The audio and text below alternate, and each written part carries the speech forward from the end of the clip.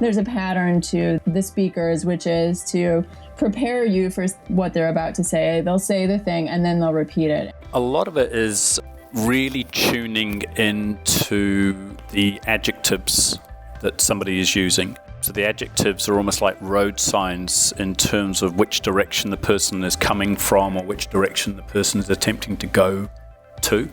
By listening to those repeatedly, you can get a sense of the worldview. She's studied them, she's listened to them. And one of the things I learned from her was how to listen for capital letters. And by that, I mean she listens for those points of inflection or points of emphasis, where if you could visualize it in your mind, they would be saying them with capital letters. And so listening for those capital letters to say, that's it. That's what they really mean to say. Or that's important to them. I'm going to write that in capital letters because that sounds like it's a big deal.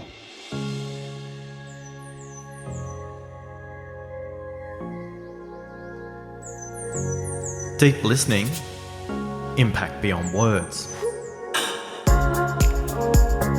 I'm Oscar Trimboli, and this is the Apple Award-winning podcast, Deep Listening, designed to move you from an unconscious and distracted listener to a deep and impactful listener. Did you know you spend 55% of your day listening, yet only 2% of us have had any training in how to listen? Frustration, misunderstanding, wasted time and opportunity, along with creating poor relationships, are just some of the costs of not listening. Each episode of the series is designed to provide you with practical, actionable, and impactful tips to move you through the 5 levels of listening. I invite you to visit oscartrimboli.com/Facebook to learn more about the 5 levels of listening and how to learn from others who are listening better.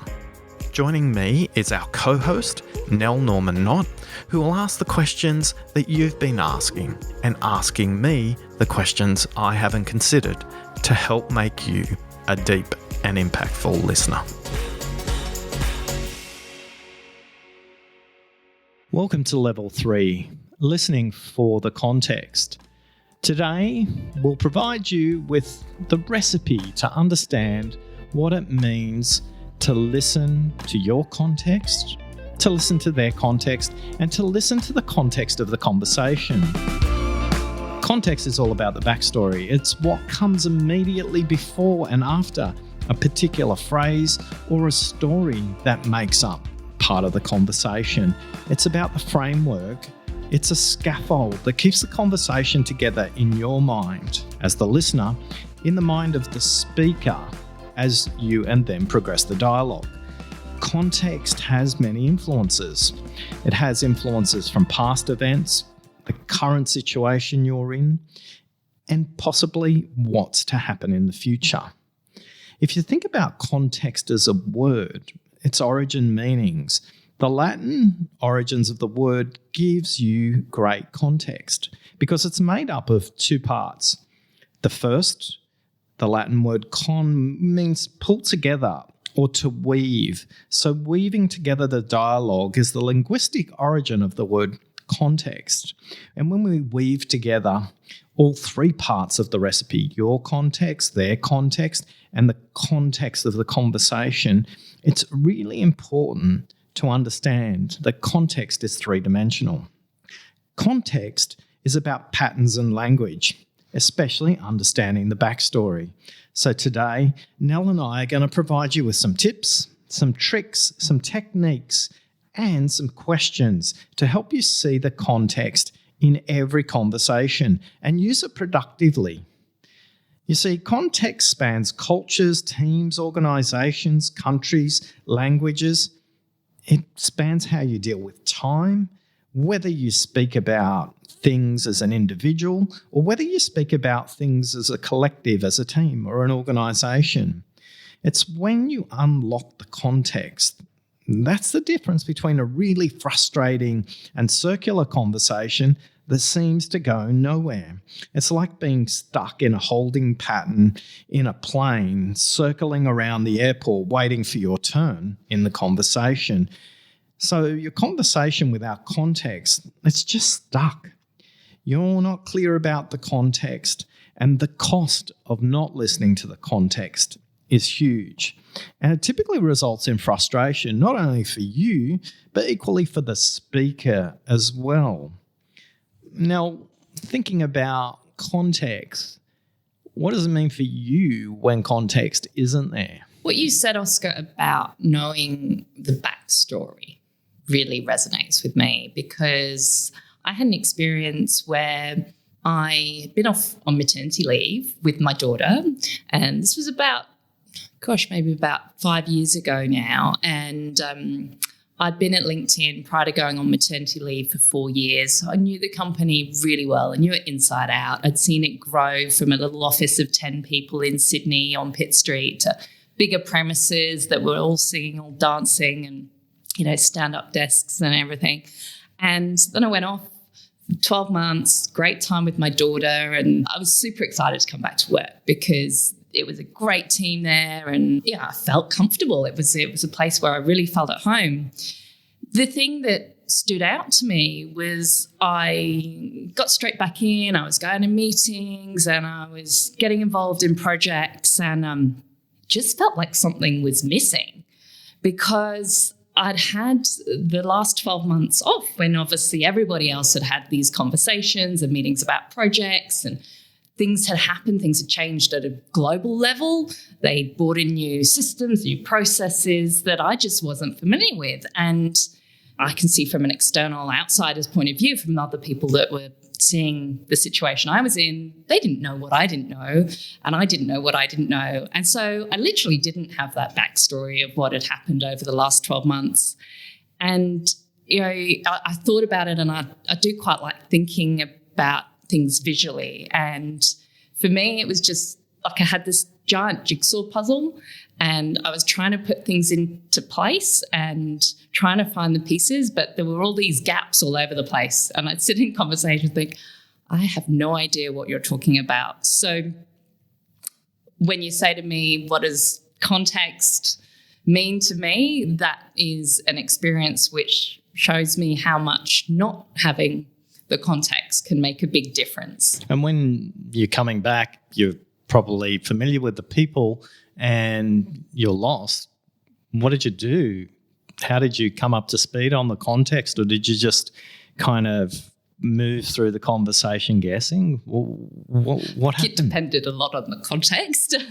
Sometimes I would just sit there and take a lot of notes and go and speak to somebody quietly about it afterwards. But what I typically tried to do, because a lot of those meetings started off with your usual office chit-chat, and it would, hey, welcome back, Nell. How was maternity leave? And how's it being back at work? Are you enjoying it? As part of those conversations at the beginning, I tended to say, well, it's great to be back. I'm loving being back.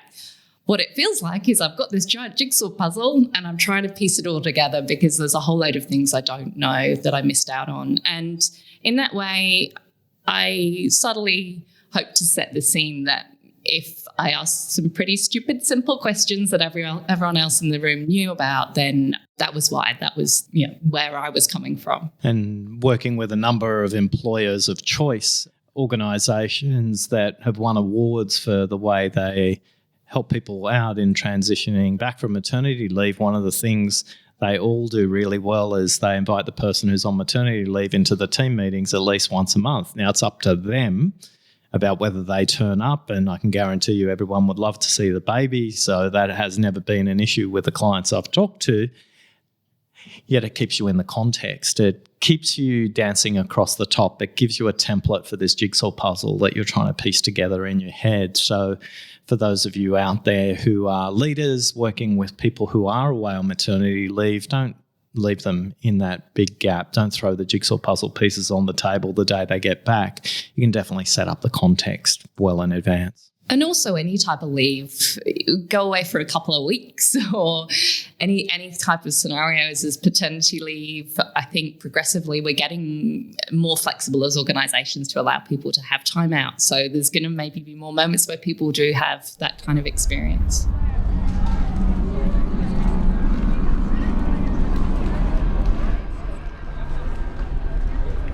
There are some cases where the context makes a huge difference. Context can cost people's lives. Context can cost 250,000 lives. In July 1945, Allied translators misinterpreted the Japanese Prime Minister's use of the word 黙殺 at the start of a press conference. You see, Japanese is a highly contextual language. You see, the word could mean many things depending on the context. The word could mean, on one hand, it could mean ignore everything that has been said or take no notice of it. But this word could also mean treat with silence or contempt. And that might be its classical meaning. But in this context, when the Japanese Prime Minister was being interviewed by a journalist to understand how he would respond to the Allied terms of surrender, it could have been interpreted as the comment he made, no comment, which is typically the context of how a politician would respond to a journalist's question. But in making the translation from Japanese into English, the translation was made completely out of context. It was done word by word. And if we listen to our previous translators, whether that's Christina or Eva, they all talk about the fact that all translation needs to be in context. What the Allied commanders received, the Americans, the Russians, and the English, they were told the Japanese Prime Minister is completely ignoring the terms of surrender. And as a result, the Allied leaders decided that they would bomb first Hiroshima and then Nagasaki. Unfortunately, the cost of not listening to the context and the context of the word, 黙殺 this cost 250,000 lives. 250,000 lives lost in Hiroshima and Nagasaki less than a month later in August 1945, because the translators didn't take the time to fully understand the context of the simple word 黙殺 and what it could mean. Like most words, 黙殺 it had a multiple meaning. And in this case, the multiple meaning had dire consequences. And the consequences of not listening to the context can be pretty horrific.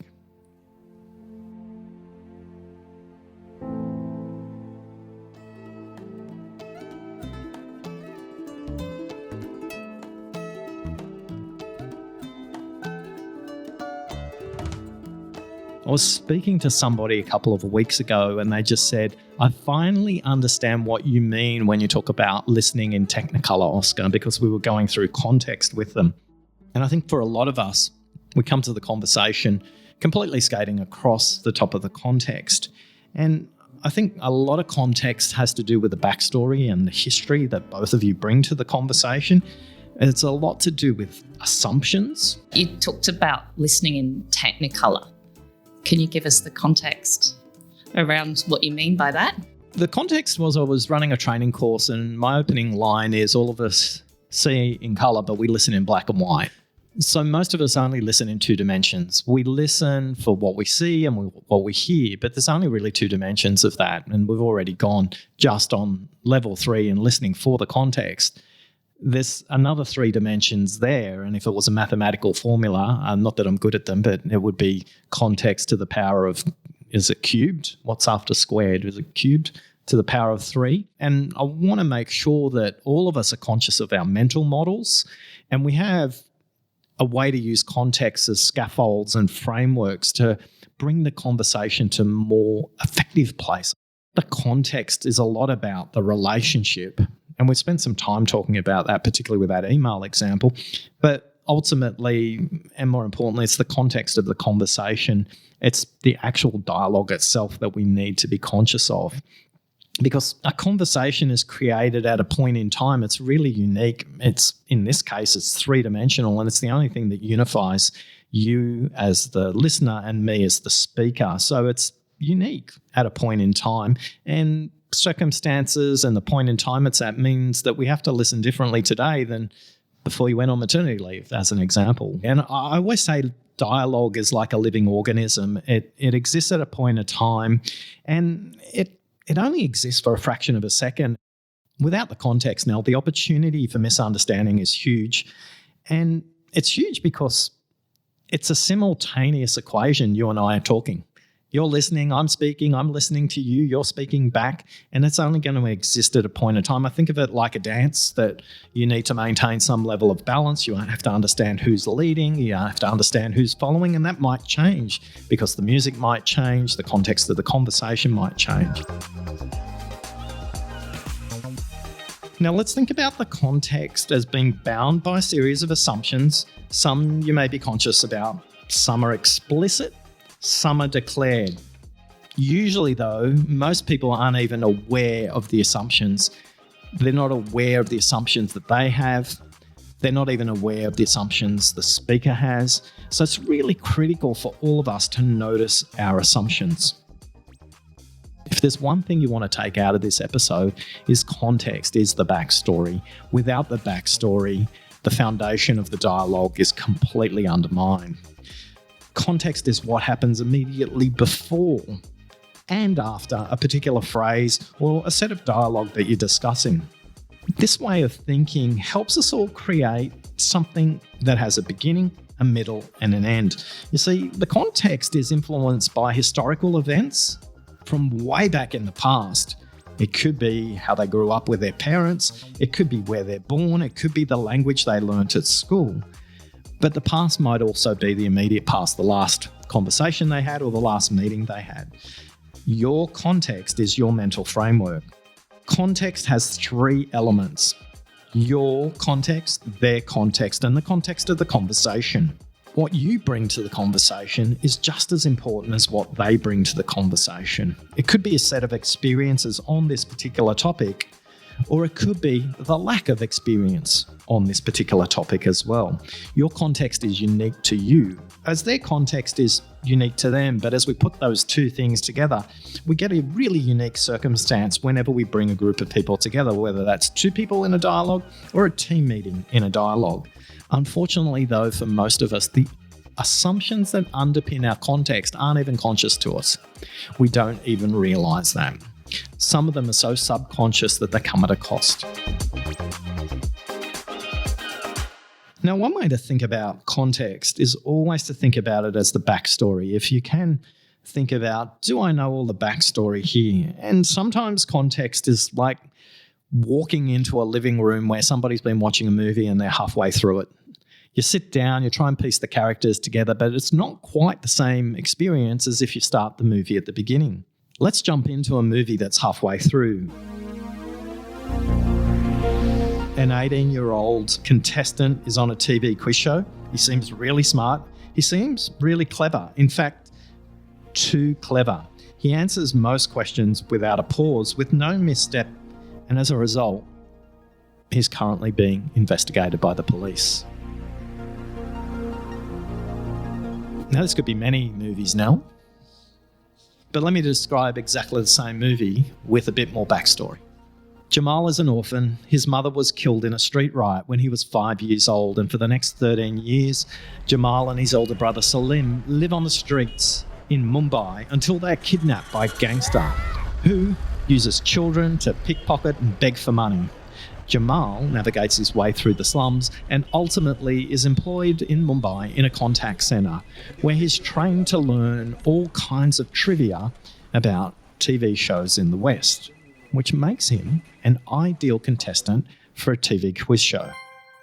The backstory about Jamal, the slums, it all creates contrast, tension, and an understanding for the movie. But without this, Slumdog Millionaire could just be a show about a smart guy who's being arrested because he's gaming the quiz show.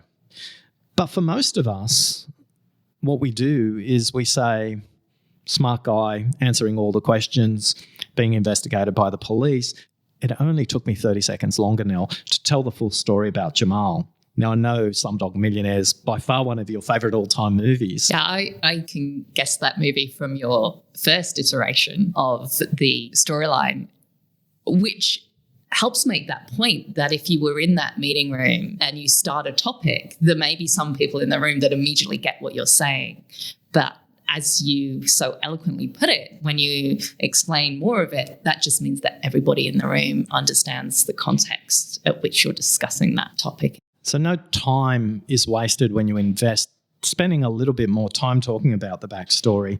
In fact, one of the deep listening playing cards helps you to signpost some practical ways to think about the context. One of the cards asks you, in fact, it implores you to seek greater dialogue clarity by noticing patterns in the conversation. It encourages the speaker to seek examples and stories rather than just facts and figures. And if you'd love to get your hands on those cards, I know lots of you have been enjoying using the cards, so we're going to include some feedback about the cards on future episodes. You can visit oscartrimboli.com/cards, and I invite you to grab the Deep Listening playing cards there. One of the clients that I work with actually uses this context card specifically in sales meetings every month.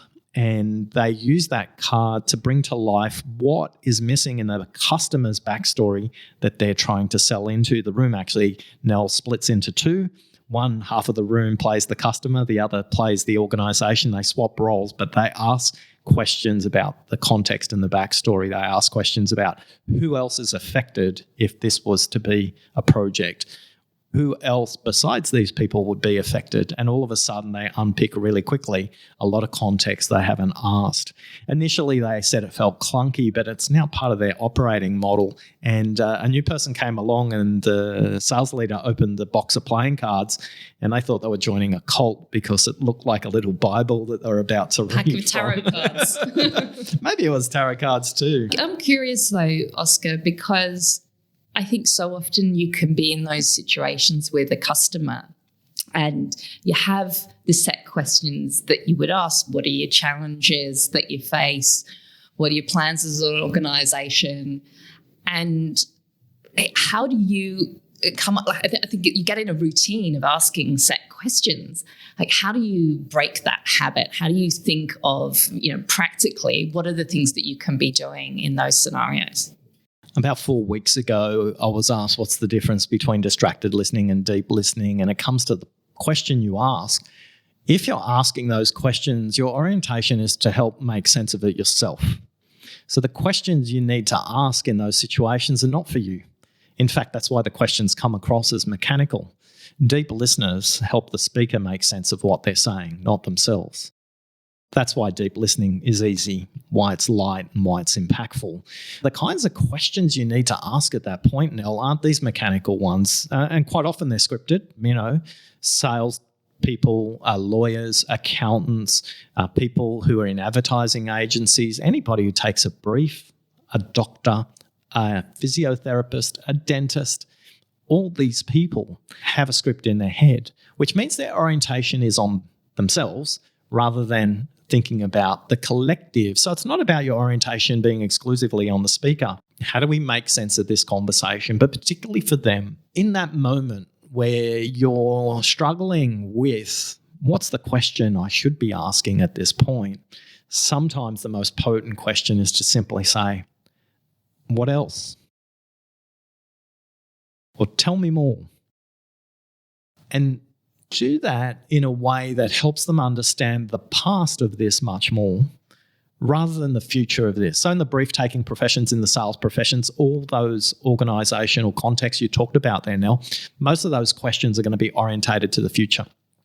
I just had something click in my head because I know what you've been doing now, Oscar. Because when you and I meet, at the end of every conversation, you say, so what haven't we talked about? What's the thing that we haven't covered off in our conversation? And it gets me thinking differently because it's kind of an awkward question. It's not typically part of whatever we've been discussing. And I'd just say it works. It's definitely something that I'll look to use that more. When we think about that question and not that everybody had a chance to see you say something's just clicked for me. But when Nell said it, her eyes were in a completely different position. Her spine came into a very erect position. Her shoulders went back. And when we talked about listening for content and we said, how do you sense where the energy is coming from? Nell's energy is in a completely different state now. So I'm glad that listening to the context has helped unlock some stuff for you, and equally for me. Look, context is a framework for you. It's a way for the listener to explore their own dialogue. It helps you and me, Nell, to understand the assumptions that sit there. Some of these assumptions are productive, some of these assumptions are unproductive. And the story for me that brings this to life is an expat leader that I was working with a couple of years ago. He was on a 3-year international assignment. He'd moved from Europe to Australia, and he was exceptional. And he led a team of about 45 people. He was in the telecommunications sector, and he was a leader I admired. He had great relationships with all of his employees, but there was something that niggled Andy. It was something about 12 months into his assignment that didn't quite sit right for him. Now, the context and the backstory for this is Andy told this story immediately before I worked with his team for half a day around deep listening. Imagine you're getting told this story for the first time, and I had to experience this story for the first time. And he said to me, there's one person in my organisation who always is part of the birthday celebrations. She's the person, Kim, who was always handing out the birthday card and organising the cake and leading the happy birthdays. But after 12 months, Andy was super frustrated because he didn't know when Kim's birthday was. And he felt there was some trust barrier there. And what he did was really interesting. In his next one-on-one in a private setting, he sat down with Kim and basically said to her, look, is there a trust issue between us? Because you're engaged so well with everybody's birthdays, you're getting the cards signed, you're baking cakes, you love birthdays for everyone, but none of us know when your birthday's on. What he said next really touched me. What he said next was, Kim, is there a trust issue between us? And Kim just looked at him, and with a very, very faint tear coming down her cheek, she said, Andy, the reason I don't celebrate my birthday is my mum died giving birth to me. And Andy was blown away because he'd obviously made lots of assumptions. And he paused and he just looked at Kim. And Kim said, my birthday's the 18th of February. I trust you with that information. You can choose to do with it what you wish. But now you know why I don't celebrate my birthday. And I think in the workplace, there's lots of those assumptions that fly around. You know, I was only talking to somebody the other day saying in Nepal, they don't celebrate birthdays. And they were quite shocked. So as a nation, as a culture, they don't celebrate birthdays. The point is, Andy took the time to learn the backstory. That's the point of this story. And instead of having a fractious, friction-filled relationship with Kim, he had a completely different one. In fact, a relationship with so much trust that he tells that story in front of 45 people before I turn up. Now, Kim was literally sitting in front of me and she was composed, and obviously they'd agreed that it was okay for Andy to tell that story. But for a lot of us, we're missing the point of birthdays in every conversation. Our context is very different to the context of the other people in that conversation. It's so relatable, that story, with so many organisations now having global footprints. When you think about, like you were saying, in Nepal, they don't celebrate birthdays. There must be a lot of listeners who experience similar things with colleagues that are overseas or friends who are from overseas. I had an experience when I very first started working at LinkedIn, and I was due to fly out to Hong Kong, and there were colleagues who were Chinese and who were from Hong Kong, and there were also people flying from other parts of the world, and we suddenly got an email saying, actually, this is cancelled because someone had scheduled this meeting and it's right over Chinese New Year. They'd had no idea that this was such an important event. And in my own mind, I was like, oh, yeah, Chinese New Year where you give the little red packets out. But of course, for me, it would be like, I celebrate Christmas. It would be like holding this event on Christmas Day. And that was something I hadn't thought about, and the person who'd organised that meeting hadn't thought about. So there must be so many examples of those sort of situations happening all the time when we don't bother to really understand the context. It's true. And I think, spending a little bit of time at level 3 with the deep listening playing cards and exploring some of those questions would be a great starting point for anybody to talk about this. We've got a great question from Charity about context. Hey Oscar, love the first episode of the new series. I'm just wondering, what happens if you do come in halfway through the movie? If you haven't been listening properly or you haven't set the context, but you've got a long-standing relationship, how do you set the context from halfway through? Thanks, Charity. Great question. I think there's the moment that we need to be honest in our communication. I think honesty in communication is so liberating.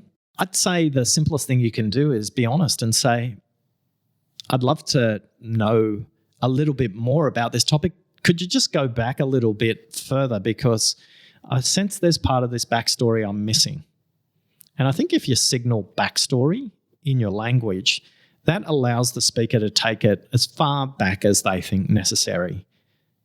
If you're still stuck, Charity, and they haven't gone far enough back when they do, just say, could you go back a little bit further into that story? Where did it start from? Would be a great code word to use. Where did it start from? When did this project start? Or when did this issue arise? Is a great way to explore that. But I think honesty at this point in the conversation, Nell, I know you have a giggle, but I probably spend more time saying, sorry, I got distracted. Could you say that again, please? People are just refreshingly surprised by my honesty, but it creates great improvement in the relationship because they know I'm not faking it. I really want to listen. So, Charity, just be honest and say, can you take me back to the beginning of this story, and let the speaker guide? And if they don't go back far enough, then you can explore a little bit further again. Thanks for a great question. Hey, Oscar, I've got a question as well. You work with people every day, with executives and leaders. You run presentations and keynotes the whole time.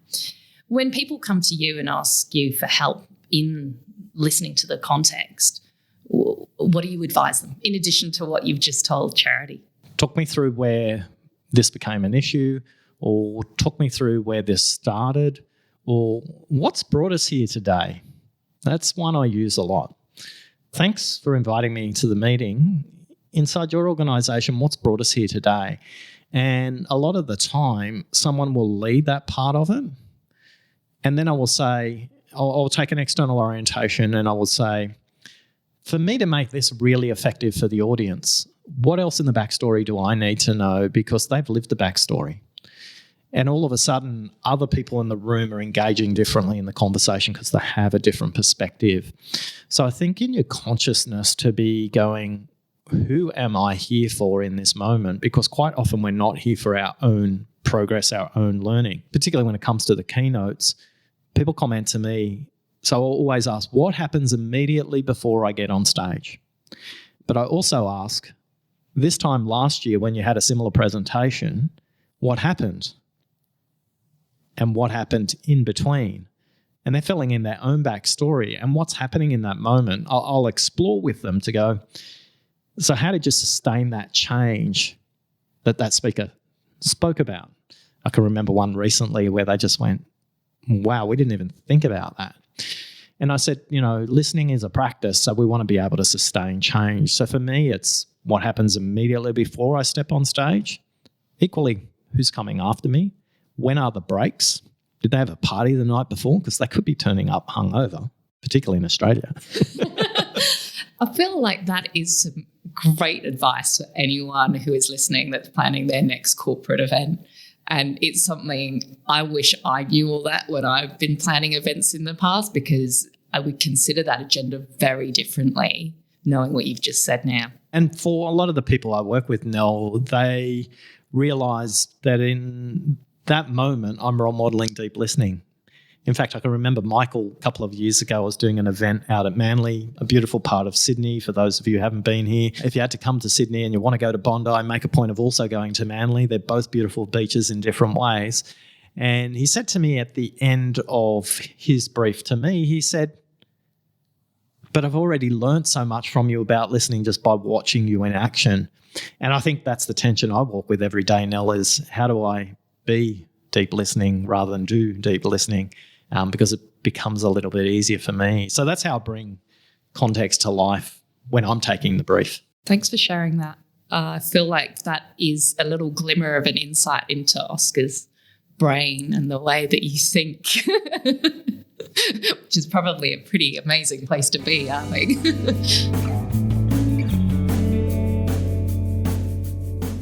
Now, context is also listening for patterns. It's listening for patterns in language.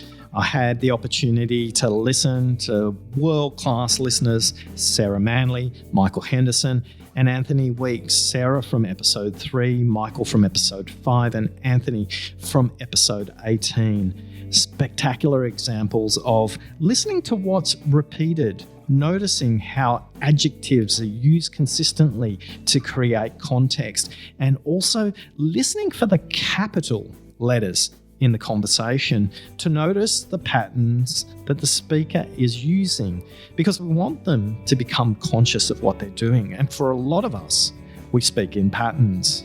I'd be curious if anybody noticed the kinds of patterns that I speak in. So let's listen first to Sarah, then to Michael, and finally Anthony. There's a pattern to the speakers, which is to prepare you for what they're about to say. They'll say the thing and then they'll repeat it.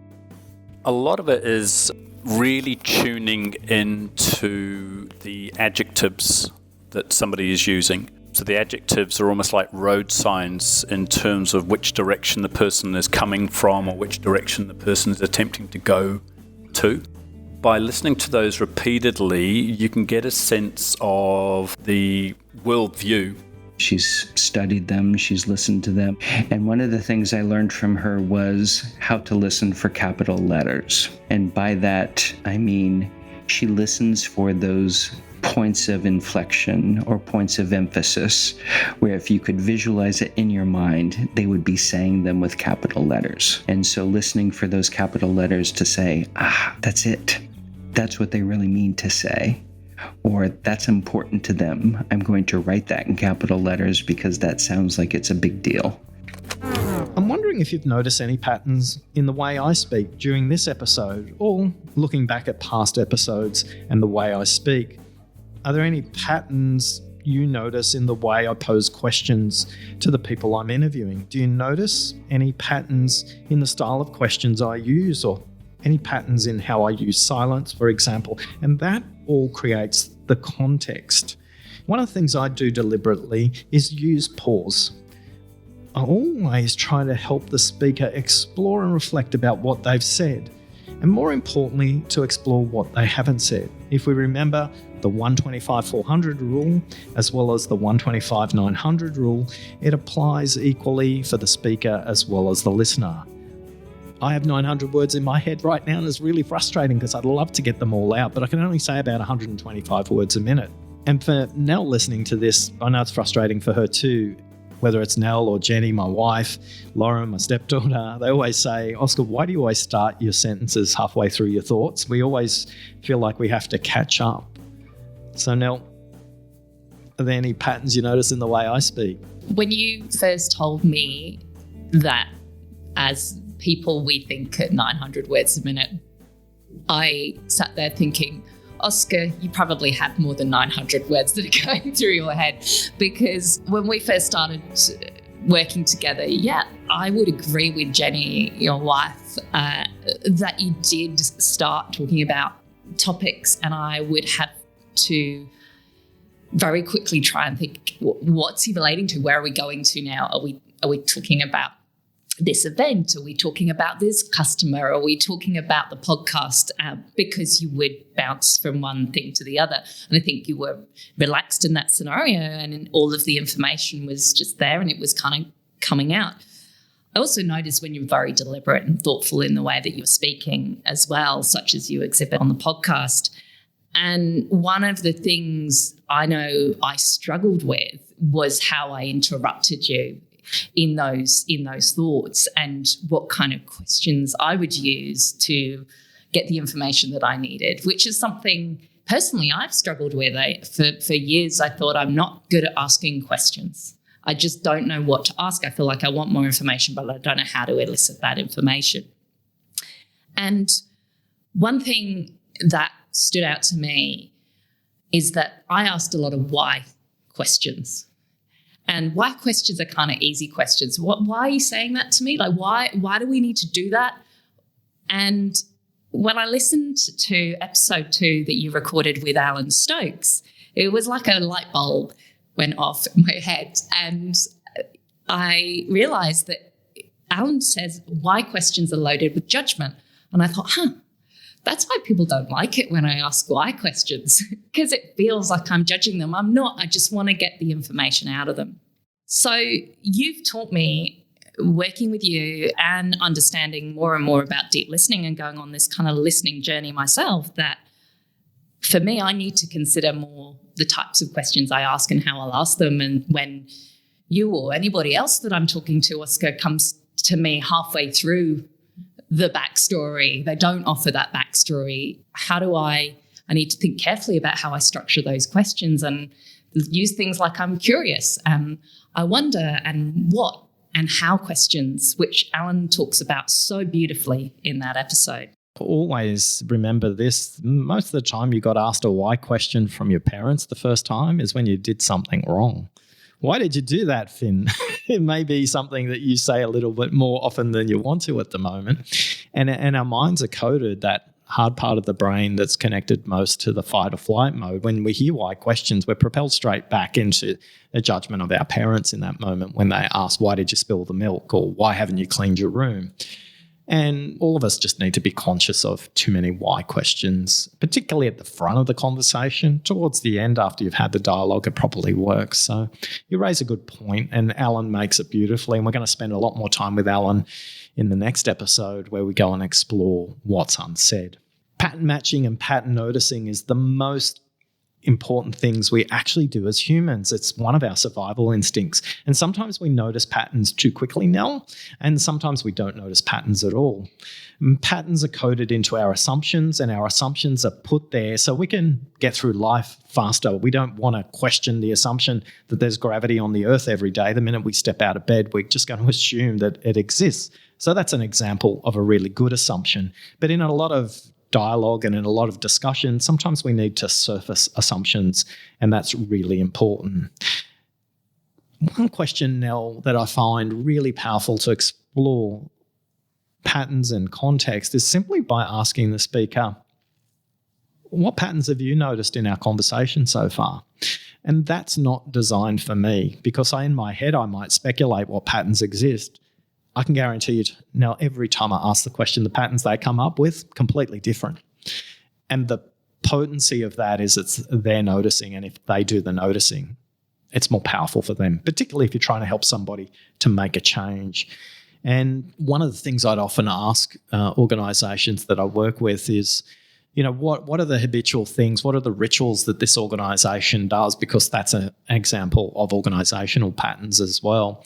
And what that helps them to do is shine a light on what are the productive ones and what may not be the productive ones as well. A lot of the time, typically we find that the patterns are all about internal orientation rather than being externally orientated on customers or competitors or regulators in their marketplace. Now, sometimes you have to think about when you do point out or notice these patterns, sometimes it's helpful for them, sometimes it may not. Sometimes you might want to just make a point. Sometimes the most powerful thing you can say, and it's covered off in the playing cards, and it's the final question I love to explore, which is also on the deep listening card. So check them out at oscartrimboli.com/cards. The question this card poses is, what's the most productive way we could conclude this discussion? Sometimes people want to go deeper into the dialogue. Sometimes they want to skate across the top rather than going into more detail. And more context and more information can be useful for them as well.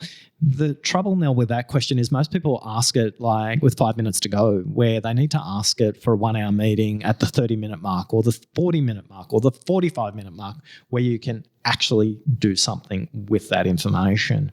Nell, I loved the reference to the jigsaw puzzle during your maternity leave story as you came back. Jigsaw puzzles fascinate me, and jigsaw puzzles are part of the method we use when we're bringing deep listening to life. They're literally part of the method you use, Oscar, because we ran the event together in May back at the Hilton in Sydney, and this was a workshop, and I noticed the task that people had to do was put together a jigsaw puzzle, which has an obvious great analogy. Also noticed through that scenario of executing the event together and planning it all and putting everything in place. If anyone knows, running an event is lots of things to think about. But let's be honest now, we had a Barney when we were setting up this event. There was a bit of a point of contention, Oscar. I totally agree. You, as people were doing the jigsaw puzzle exercise, I said, well, what's going to be going on? What's the atmosphere that we're going to be creating? Because when you create an event, and I've done hundreds of events, you think about that experience of the individual from the start to finish, and what's the atmosphere like in the room? What's it like when they go out to break? And I said to you, while people are sat down at their tables and they're putting this jigsaw puzzle together, let's put some music on. We need some atmosphere in the room because we need to take them on this kind of journey. And you said no. I said no forcefully. You said no. Yeah. I could tell from the pattern in your voice you meant it. And it wasn't until I was in the room that I understood why. It was around creating that atmosphere that was right for what you were doing. Was actually silence was the best thing to have at that time. And you talk about using the pause, and sometimes silence is just the best thing to create the environment, the atmosphere that you need. I led that, going through that process with you. And the reality for me was, because I didn't take you through enough of the backstory, the context was the Barney. But I think once you got into the context of the jigsaw puzzle, it all made complete sense to you. And if anybody wants to have a transformational, research-backed adult learning experience, the deep listening workshop that we've run many, many times now is something that people not only say is transformational on the day, but sustains the change well beyond that day as well, particularly in an organisational context. And Nell, the next story I want to tell you about is a story I love. It's a story about a leader in a professional services organisation. And together we were trying to figure out, or at least they were, I was kind of the guide by the side, I was their business Sherpa in that case. They were trying to figure out, how does Adam, is the person in this case, Adam had basically been running this business for about 3 years. They'd kind of got consistent results, 10% improvement, not to be sneezed at every year, but Adam it was mechanical. And Nell, if you can picture Adam, and if he was sitting right here next to us in this meeting room, we've got the whiteboard up there, we've got some magic markers, and there was a bit of butcher paper left over in the room from the last person who hadn't cleaned up. Don't you love that? And the room was really tight, not like this one, bright and airy and natural light. It was kind of that dusty, musky feel about it, and it kind of constrained the thinking. Anyway, sorry, that's really shouldn't be part of the story, but it is. So Adam was explaining the plan from the past and the plan for the next 12 months, and this is what Adam said next. Government never buys in less than 6 months, and our most established division is at their maximum capacity. There is no growth for us there. Opening new locations is completely out of the question, as our shareholders wouldn't be open to an investment in these areas. Now, Adam provided me with some clues. He provided me some clues about what was absent in what he was saying. He provided me some clues about what was absolute, and he also provided me with what he assumed when he said, Government never buys in less than 6 months. This is a great example of an absolute. The use of the word never is a great clue for you to go and explore what sits behind the assumption. Hey, now, why don't we stay with the jigsaw puzzle analogy as it relates to Adam? In this discussion that I'm exploring with him and listening to him really deeply, I'm visualizing a jigsaw puzzle and we're working down the vertical line rather than the horizontal line. So for the current edge of the discussion, I asked Adam next this question: in what context might your statement about never be false? Now, Adam loves a chat. He's an English guy. He's from London, and you can make all those assumptions you make about the London accent. And he paused. He stopped. He was actually stopped in his chair. And for the first time, and I'd met with him for a year up until that point, it was the longest pause he'd ever taken. I was sitting there privately cheering myself because I remember my teacher always saying to me that the length of the pause is a sign of the gravity of the question you're asking. So, I'm cheering myself on while he's pausing, but I'm not interrupting. Sorry, there's a little commercial break from Oscar's ego. It's what he said next, which was really interesting. Now, remember the question is this, Adam, in what context might this statement never be false? And what he said next was, I've not thought about that possibility until now. So Adam took another deep breath, and the gaze of his eyes, which were normally quite fixed on me, started to roam around the room, and his eyes looked up and away, and I could see he was looking around for inspiration, and it seemed like an eternity. And for most of us, when silence is there, we think it's an eternity. And he looked up, he looked at the ceiling, he looked around the room. It was probably only 30 seconds, but it felt like forever. Adam said this next. Well, I suppose there are government departments and then there are government departments. What I mean by that is some government departments act and behave more like commercial organisations than government departments. Their objectives and outcomes feel more like businesses than government. So in my mind at that point, what I decided was, can we keep going down the vertical edge of the jigsaw puzzle? So if you visualise me coming down the left-hand side here, Nell, I wanted to see, should we make a turn and go along the horizontal? And all I say then is there anything else? Now, you notice the inflection in my voice at the end because I'm encouraging him with that question. So Adam kindly recorded what he said next. This is what Adam said. I must be honest, there are government departments that do buy regularly in less than 8 weeks. It often happens towards the end of the financial year. They realise that they've got unspent budgets. In fact, their buying patterns are quite consistent.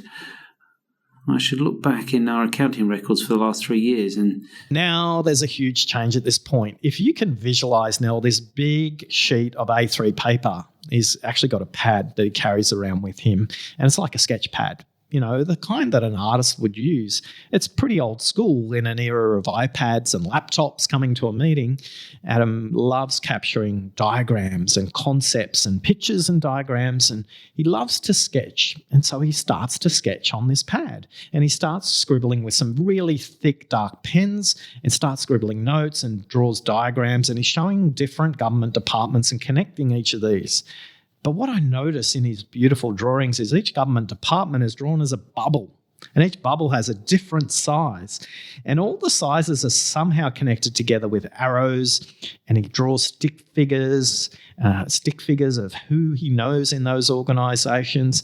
And I can see Adam's percolating on this idea, and he's processing in a really visual and very kinesthetic way.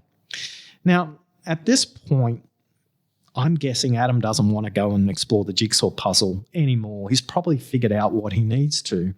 And he keeps sketching away, and he kind of says, please continue, Oscar. And a lot of time, I want them to complete their thought and capture that idea on paper. So I allow him to finish. And now the point I make is really important. While you're sketching, typing, stylusing on an electronic device, your visual cortex is engaged, which reduces your capacity to effectively listen.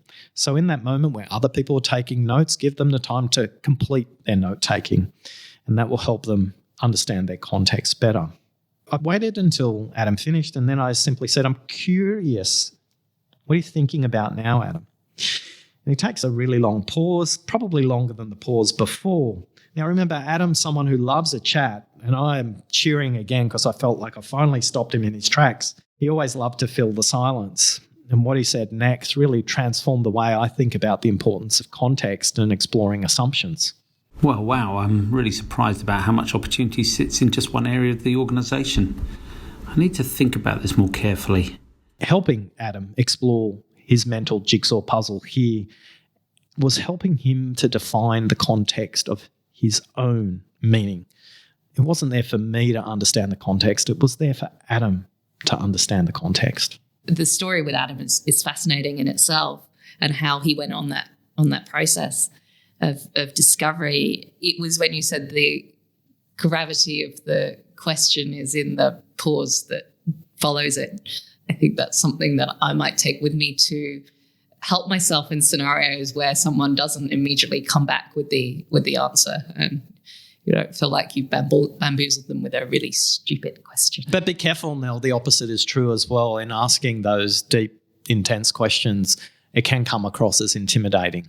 And if they're sequential questions, the person can feel overwhelmed as well. So the depth of the question and the gravity and the length of the silence really is getting them to think in parts of their brain they haven't used before. It's a bit like asking somebody to lift a set of weights they've never lifted before and then asking them to do it immediately again. So sometimes a lighthearted question like, would you like a glass of water now?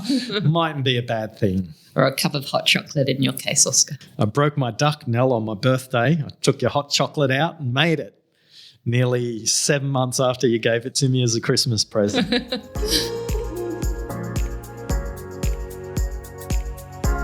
Context is the map, the jigsaw puzzle that helps you make progress in a conversation while you're listening. It helps you get through the conversation by taking a little bit of extra time to understanding the backstory. Remember, your context is important. Their context is important, and so is the context of the conversation. Context leaves clues behind in the conversation, Nell, through patterns, with the words that they use, with the words that they repeat. Listen to the colour in their adjectives as Adam. Listen to the colour of the adjectives that they use as Anthony and Sarah and Michael pointed out earlier on. Adjectives are those descriptive words. Do you speak a lot about the past? Do you speak a lot about the future? Do you speak in details, or do you speak in concepts and pictures? Do you always speak in the positive, or do you speak in the negative? Do you speak from an internal orientation, or do you speak from an external orientation where you talk about us and we and the team? Or do you speak in detail? Or do you speak in metaphors? You see, Nell, the adjectives are the clues. Remember when we were listening to Adam and the words he used words like never and always. And I always say these are the breadcrumbs or the jigsaw puzzle template that you want to use to discover the context of the conversation. One of the patterns you might want to do is to learn more. One of the patterns you might like to do is learn from the experience of others. I encourage you to go and visit oscartrimboli.com/cards and use the deep listening playing cards, particularly the deep listening playing card suit at level 3, listening for the context. And these will help you move from knowing what the context is to being able to embed context listening in everything you do on a daily basis. You'll hear questions that others ask, like the question that Charity asked. For a lot of us, becoming conscious of the context moves us from listening in black and white to listening in colour. In the next episode, you'll learn about level 4. You'll learn about listening for what's unsaid. Let's listen to Alan as he provides a sneak peek into the next episode. The third one, which is the most important thing, is that recognising through your questioning and through your senses what's being unsaid. And the unsaid questioning technique is the most important one. The final takeaway I want to reinforce, if there's one thing you take away from listening for the context, it's go and explore the backstory. And for extra bonus points, notice patterns. But if you can just take the time to say, where did this all start? The context will fill in, and magically, not just you as the listener, but the speaker will have a transformational impact, an impact beyond words.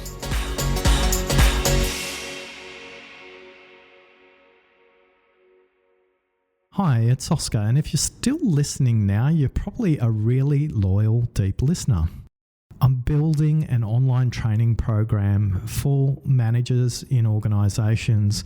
So if you're a manager inside an organisation of more than 500 employees, I'd love you to reach out to me. Just send me an email. That's podcast@oscartrimboldi.com. podcast@oscartrimboldi.com. We want to involve you in prototyping this online course, and you'll get lifetime access to this course as one of the prototypers. We're only looking for 5 people to participate in this prototyping exercise, and your input will ensure that what we're building is something that we're listening to and helpful for you. Thanks for listening.